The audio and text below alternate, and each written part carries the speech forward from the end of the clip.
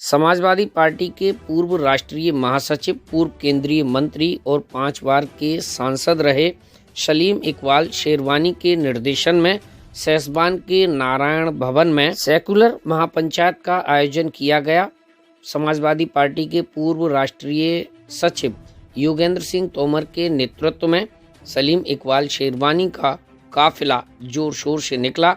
लगभग 400 गाड़ियों का काफिला लेकर अलीगढ़ की ओर से सेसबान आते समय दहगवां चौराहे पर सलीम इकबाल शेरवानी और ठाकुर योगेंद्र सिंह तोमर का लोगों ने फूल माला पहनाकर भव्य स्वागत किया।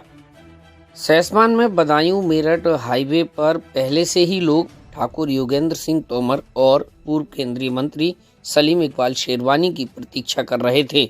जैसे ही उनकी आने की आहट सुनाई दी, लोग उनके स्वागत के लिए दौड़ पड़े। लगभग 400 गाड़ियों का काफिला लेकर जब पूर्व केंद्रीय मंत्री सलीम इकबाल शेरवानी और ठाकुर योगेंद्र सिंह तोमर जब हाईवे से निकले तो लोग उनके काफिले को देखते ही रह गए। ऐसा लग रहा था कि उनके समर्थक, उनके चाहने वाले पहले से ही उनके स्वागत के लिए पलकें बिछाए बैठे हैं। जैसे ही उनका काफिला सेसबान की सरजमी पर पहुंचा, सलीम इकबाल शेरवानी जिंदाबाद, ठाकुर योगेंद्र सिंह तोमर जिंदाबाद के नारों से हाईवे गुंजायमान हो उठा। लोगों ने पूर्व केंद्रीय मंत्री सलीम इकबाल शेरवानी और ठाकुर योगेंद्र सिंह तोमर का हाईवे पर भव्य स्वागत किया। ये तस्वीरें साफ बयां करती हैं कि सलीम इकबाल शेरवानी और ठाकुर योगेंद्र सिंह तोमर के समर्थकों का उत्साह देखते ही बनता था। जैसे ही हाईवे के रास्ते उनके काफिले ने सेसबान में प्रवेश किया, हाईवे पर भी जाम जैसी स्थिति उत्पन्न हो गई। वीडियो में साफ देखा जा सकता है कि लगभग 400 गाड़ियों का काफिला जब हाईवे से गुजरा तो किस तरह गाड़ियों की कई किलोमीटर तक लंबी लंबी लाइनें लगी हुई दिखाई दी।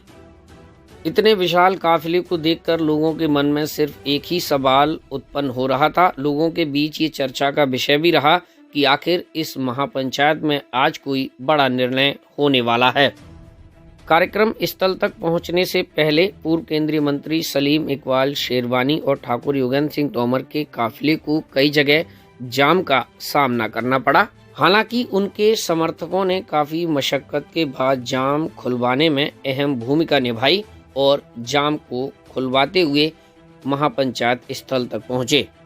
कार्यक्रम स्थल पर पहुंचते ही उनके समर्थकों ने खड़े होकर उनका इस्तकबाल किया और फिर जमकर सलीम इकबाल शेरवानी और योगेंद्र सिंह तोमर जिंदाबाद के नारे लगाए। पूर्व केंद्रीय मंत्री सलीम इकबाल शेरवानी और ठाकुर योगेंद्र सिंह तोमर ने मंच से हाथ उठाकर सभी का अभिवादन स्वीकार किया। समर्थकों की भीड़ देखकर नेता खुशी से गदगद हो गए।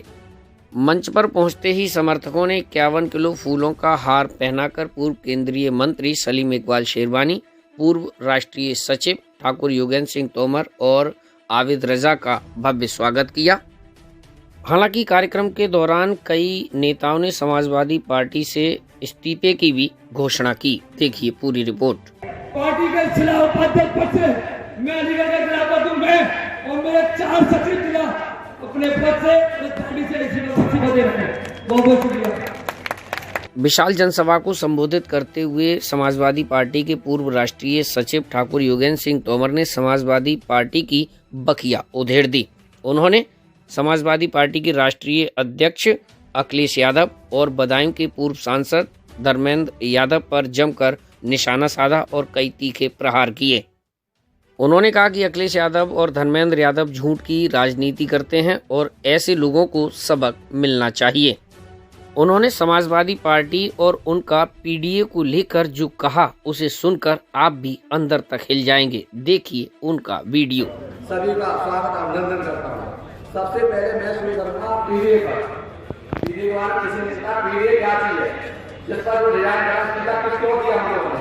पीडीए का मतलब था पिछड़ा, दलित, अल्पसंख्यक, और पिछड़े का मतलब था समाज पार्टी में सैकड़ों परिवार और सैकड़ों परिवार में पिछड़ा और दलित परिवार में जैसे विशोधी विधायक के साथ लेकर जाति समाज पार्टी के लोगों ने वो है पिछड़ा था दलित। और दलित का देखे आप जैसे राजू विधायक हो गए, वो पार्टी को छोड़कर चले गए, होता महसूस कर रहे थे, उनके साथ जाति हो गई थी जैसे। और अल्प समाज में देखा जैसे 5% को अल्प समाज का उसको लगा दिया और इस पार्टी में से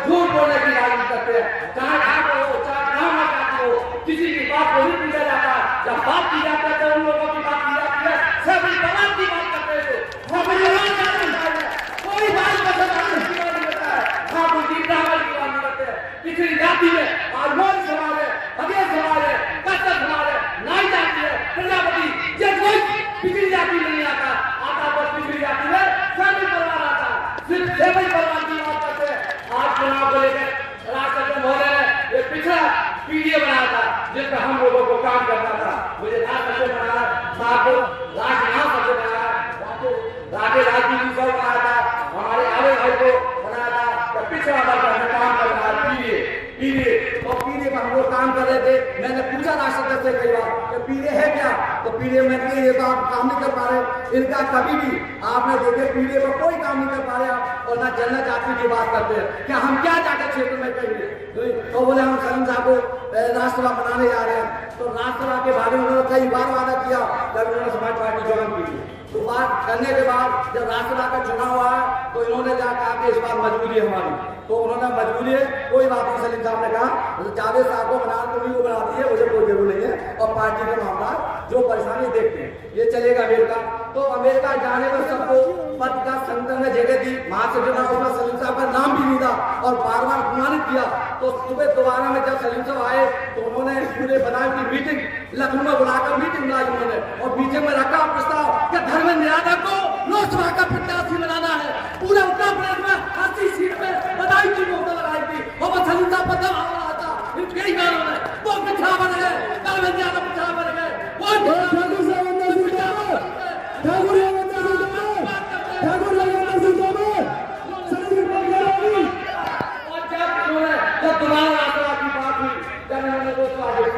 उत्तर प्रदेश एक चीज बनाई जिसमें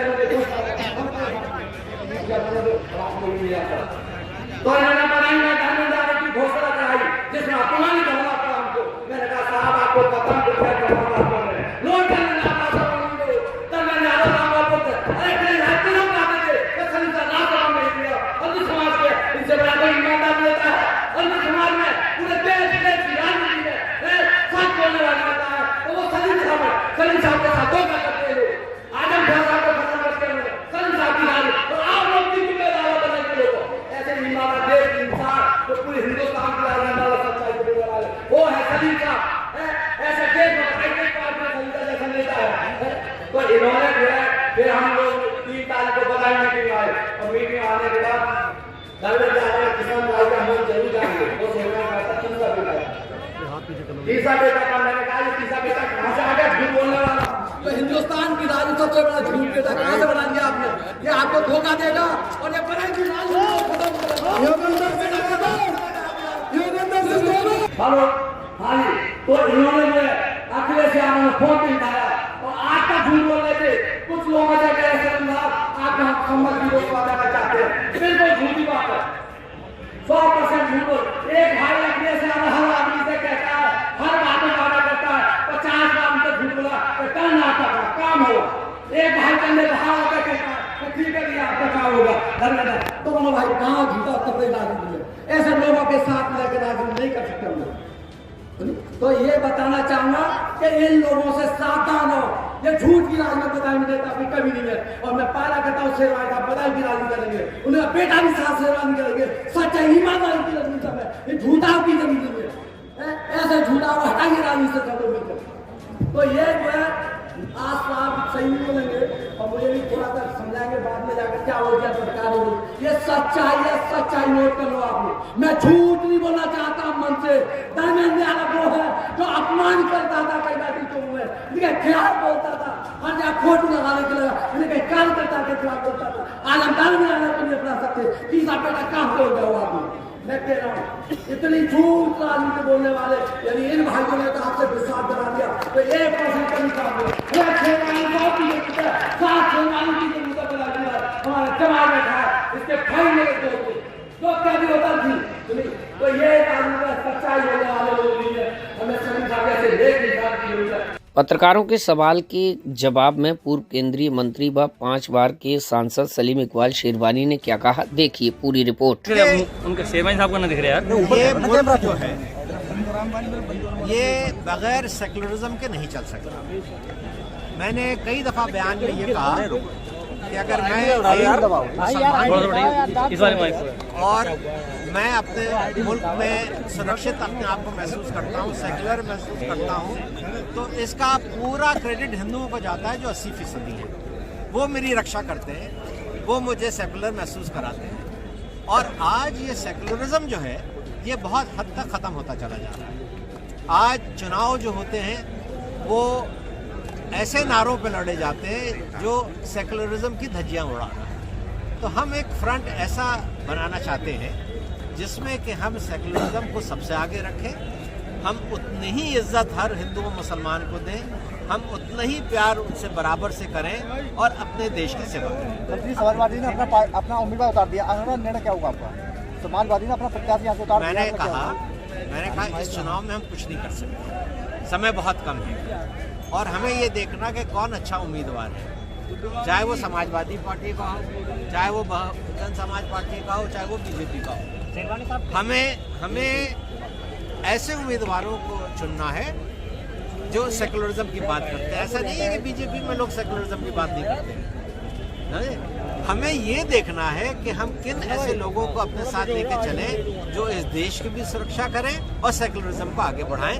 हम आज कोई नई पार्टी नहीं बना सकते, हम 15 दिन में क्या पार्टी बनाएंगे। अच्छा, आज जो लगातार सेकुलर ये क्या नाम है सभा थी और इसमें लगातार मैंने ये देखा इस्तीफे दिए गए हैं, ये क्या समाजवादी पार्टी पे दबाव बनाने के लिए दिए गए हैं? समाजवादी पार्टी पे हम क्या दबाव बनाएंगे, समझे?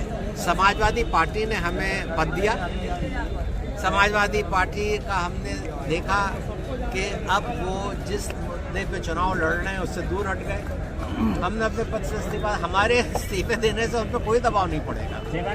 आज महापंचायत आपने आयोजित की, क्या निर्णय आया है महापंचायत का? क्या मैंने तो खुल के कह दिया कि मेरे आज 2 मैसेज हैं। पहला मैसेज तो ये है, वो मेरी अपनी कौम के लिए है कि तुम मेरे साथ चलो।